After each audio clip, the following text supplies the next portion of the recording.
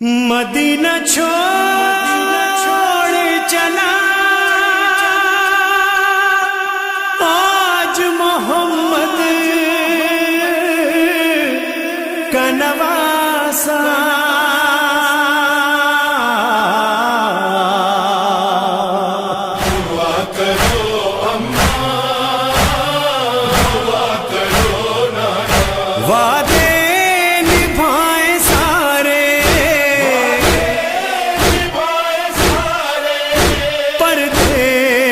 جانے والے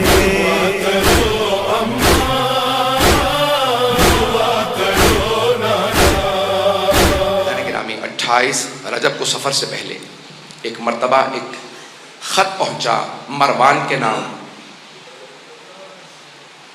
یزید کی طرف سے کہ حسین ابن علی سے مطالبہ کرو کہ بیعت کریں۔ مروان اور ولید نے منصوبہ بنایا، ایک آدمی سے کہا جاؤ حسین کے گھر اور بلا لاؤ حسین ابن علی کو۔ ایک آدمی آیا، آپ کو معلوم ہے نا جناب زینب کبریٰ ہر روز امام حسین کی زیارت کے لیے گھر آتے تھے، بس وہ وہی لحظہ تھا جب جناب زینب زیارت کے لیے آئی تھی امام حسین علیہ السلام کی کہ دروازے پہ کسی نے دستک دی اور کہا مروان نے حسین کو بلایا ہے۔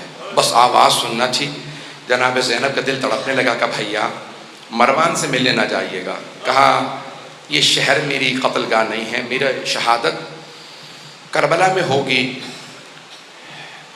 گھبرانے کی ضرورت نہیں۔ لیکن جناب زینب اپنی محبت کے اظہار کے لیے آواز دیتی ہیں عباس،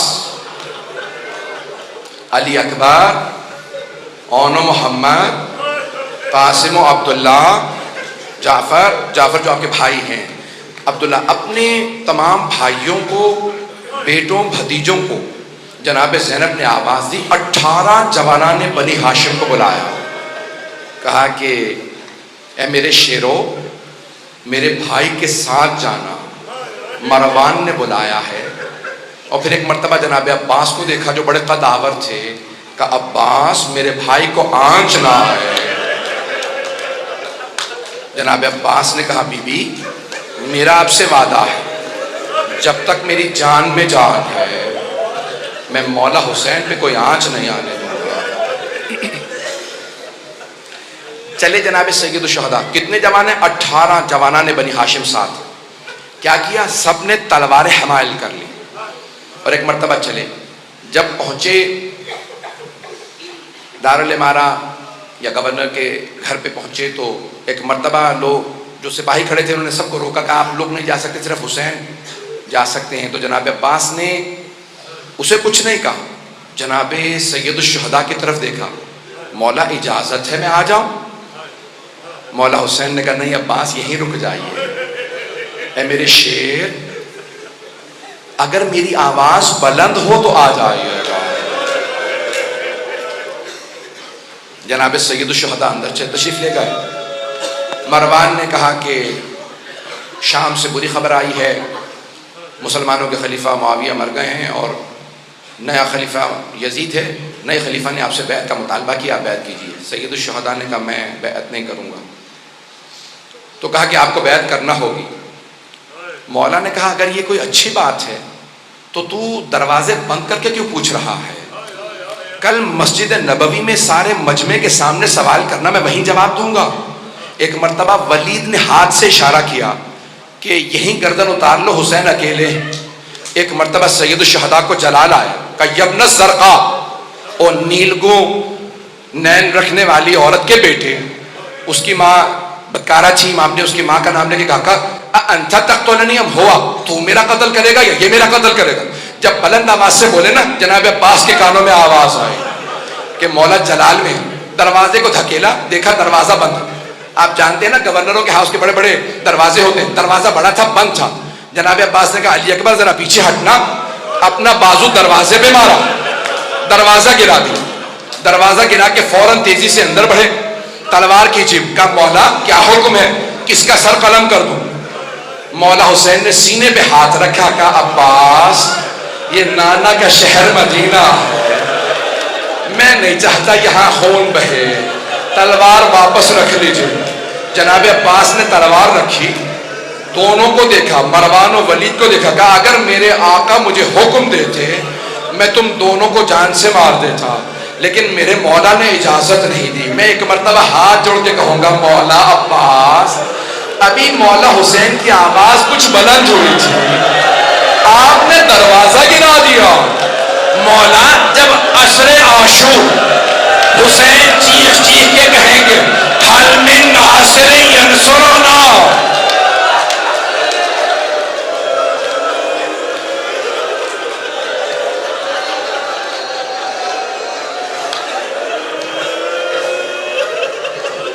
جب عصر میں آواز بلند ہوگی اے غازی عباس اس وقت کیا کیجئے گا؟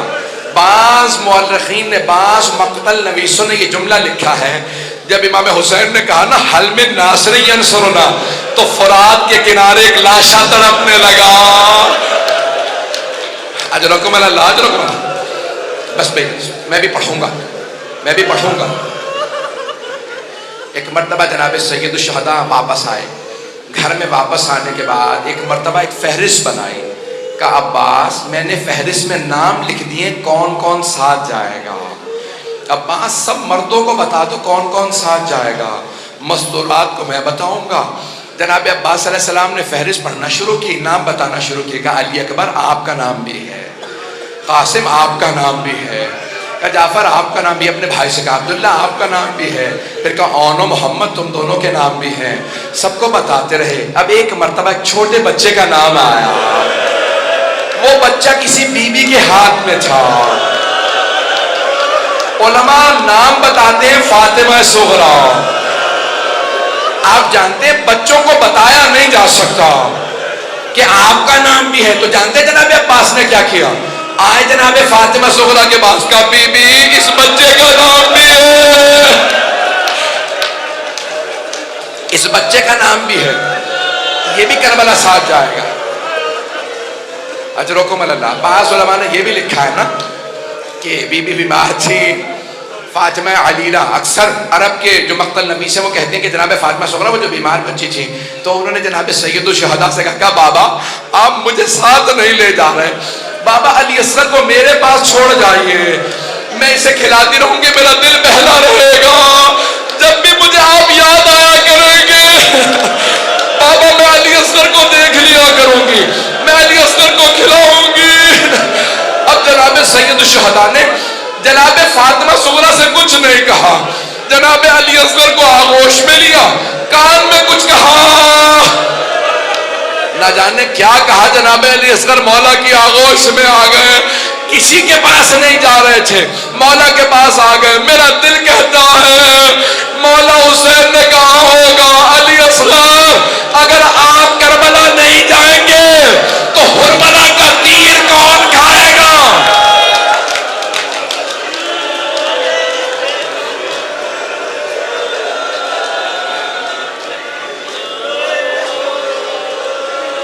بس بھئی کوئی رونے میں بخل نہ کرے، پہلی شب ہے نا، جناب سیدہ کو پرسہ دیجئے گا، بی بی آپ کی بیٹیوں کا، آپ کی آل کا اس طرح سے شہید ہونا، ایسے اسیر ہونا، ہم آپ کو پرسہ دینے آئے ہیں، ہر آدمی نیت کر کے آئے میں بی بی کو پرسہ دینے جا رہا، اجرکم اللہ۔ بس بھئی مولا حسین نے فہرست دی اور خود چلے گئے اپنے نانا سے ودا کرنے کے لیے۔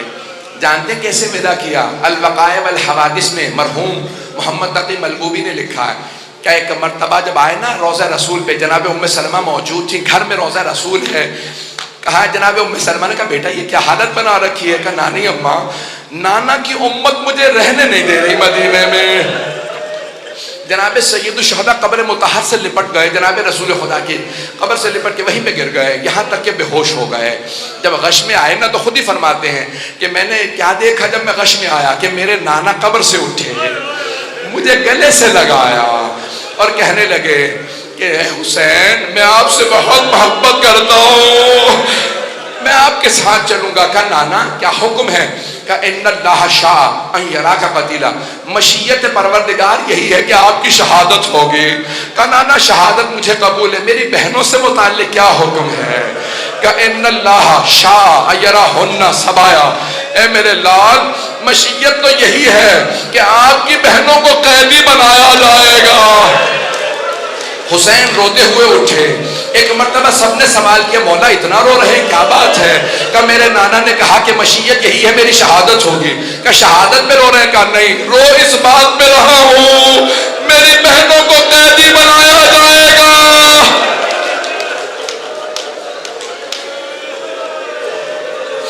میری بہنوں کو قیدی بنایا جائے گا.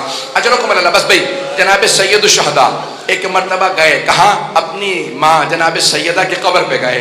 علماء کہتے ہیں جیسے ایک بچہ ماں سے لپٹ کے روتا ہے، مولا حسین ویسے قبر سے لپٹ گئے اور بلند آواز سے رو رو کے کہنے لگے اماں میں کربلا جا رہا ہوں، اماں میں کربلا جا رہا ہوں. ایک مرتبہ محسوس ہوا قبر سے کچھ اٹھ رہا ہے. ایک بی بی اٹھی ہوگی، سینے سے لگا کے کہا ہوگا میرے لال آپ تنہا نہیں جائیں گے، میں ساتھ جاؤں گی. میں شب عاشور اپنے بالوں سے آپ کے مقتل کو صاف کروں گی. میرے لال جب آپ زلجنا سے زمین پہ آئیں گے میں برقعے کا دامن پھیلاؤں گی، میں آپ کے سر کو اپنے برقعے کے دامن میں لوں گی. میرے لال میں کربلا ساتھ جاؤں گی. اٹھے جناب سید الشہداء. بس بھائی 2 سے 4 منٹ 5 منٹ کی زحمت اور دوں گا. اٹھے جناب سید الشہداء. ایک مرتبہ گھر آئے، ایک مرتبہ گھر آئے اور کہا کہ سب تیار ہو جائیں. 28 رجب ہے. جناب سید الشہداء نے مسند بچھائی. جناب عباس سے کہا کہ پانی مشکیزوں میں بھر لو. کہا کہ مولا میں نے اتنا پانی بھرا ہے کہ پانی ختم نہیں ہوگا، نہ جانے کس کے قافلے کو پلانا پڑ جائے، کس اور کے قافلے کو. بس بھئی تمام کیا. 2 جملے سن لیجئے.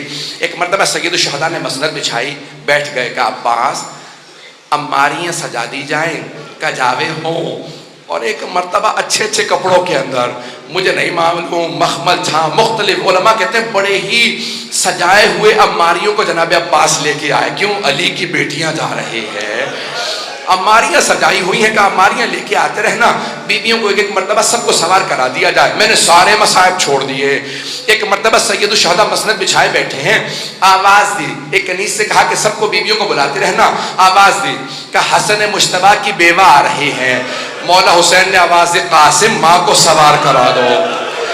جناب عبداللہ، جناب قاسم و عبداللہ، ایک نے اپنا گھٹنا زمین پہ رکھا، دوسرے نے اماری کا پردہ ہٹایا، بازو تھاما، ماں کو سوار کرا دیا. سارے میں نے مصائب چھوڑ دیے. سنیں گے جملہ؟ ایک مرتبہ کسی نے کہا لیلا آ رہی ہے. مولا حسین نے کہا علی اکبر ماں کو سوار کرا دو. جناب علی اکبر نے ماں کا بازو تھاما، نہ جانے ماں کے کلیجے پہ کیا بیچ رہی ہوگی.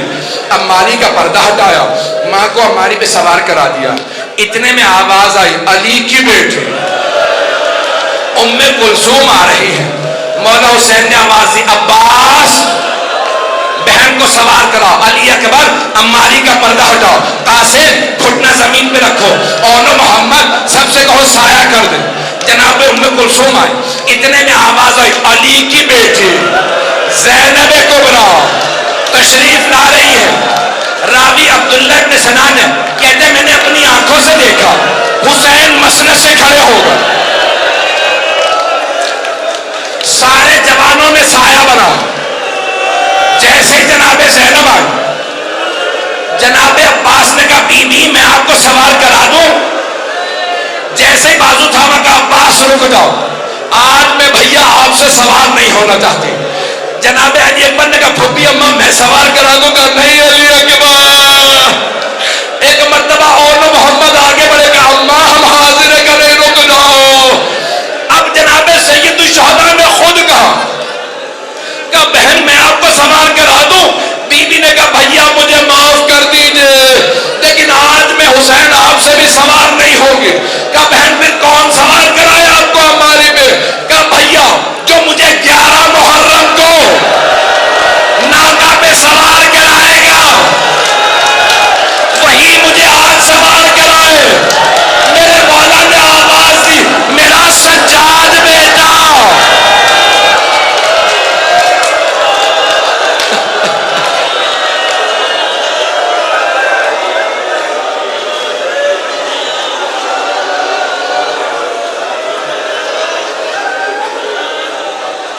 الا لعنت اللہ علی القوم الظالمین.